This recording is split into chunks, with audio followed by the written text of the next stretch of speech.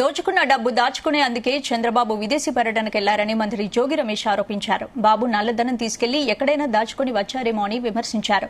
చంద్రబాబు పర్యటన ఇంత గోప్యంగా ఉంచాల్సిన అవసరమేంటని ప్రశ్నించారు. గతంలో బాబు ఏ దేశమైనా ఫోటోలు దిగి ప్రచారం చేసుకునేవారు. కానీ ఈసారి పర్యటనలో ఒక్క ఫోటో కూడా బయటకు రాలేదన్నారు జోగి రమేష్. ఆకర్షితుడై పెట్టుబడి పెట్టడం కోసం వెళ్ళాడో తెలియదు.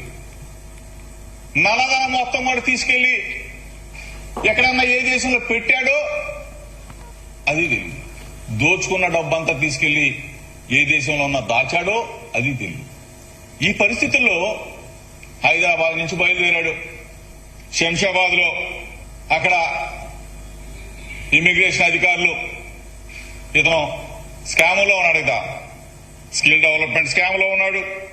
ఇంకా స్కాముల్లో చాలా అట్లా ఉన్నాడు. అభ్యంతరం పెట్టారు. ఆ తర్వాత పేపర్లు ఏదో చూపించారు, వదిలిపెట్టారు. వదిలిపెట్టిన తర్వాత ఇతను గాని ఇతను కొడుకు గాని అమెరికాలో వెళ్తున్నాడని చెప్పేసి ఒక వార్త. తీరా చూస్తే అమెరికా అంతా కాలించారంట. అక్కడ తెలుగుదేశం పార్టీ ఎన్ఆర్ఐ విభాగానికి సంబంధించిన కోమటి చేయడం, చంద్రబాబు నాయుడు అమెరికా రాట్లా, మాకే కనపడలా అని చెప్పేసి ఆయన ఒక పత్రికా ప్రకటన. అక్కడ లేడు. ఇంతకీ ఎట్లే పోయాడు అంటున్నారు.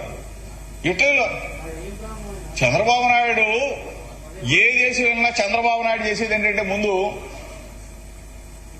ప్యారిస్ వెళ్ళాడు అనుకోండి, ఆ ఈఫిల్ టవర్ ముందు ఒక ఫోటో దిగుతాడు, ఆ ఫోటో పంపిస్తాడు. లండన్ పోయాడు అనుకోండి, ఆ బుల్లెట్ ట్రైన్ ముందు ఒక ఫోటో దిగుతాడు, ఆ ఫోటో పంపిస్తాడు.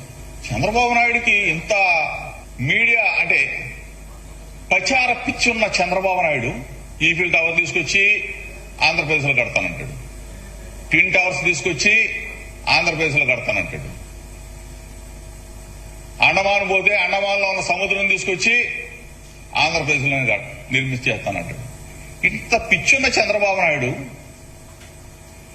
ఏమైపోయి అసలు 10 రోజులు? చంద్రబాబు నాయుడు ఏ దేశానికి పోయాడో తెలీదు, ఎక్కడున్నాడో తెలీదు.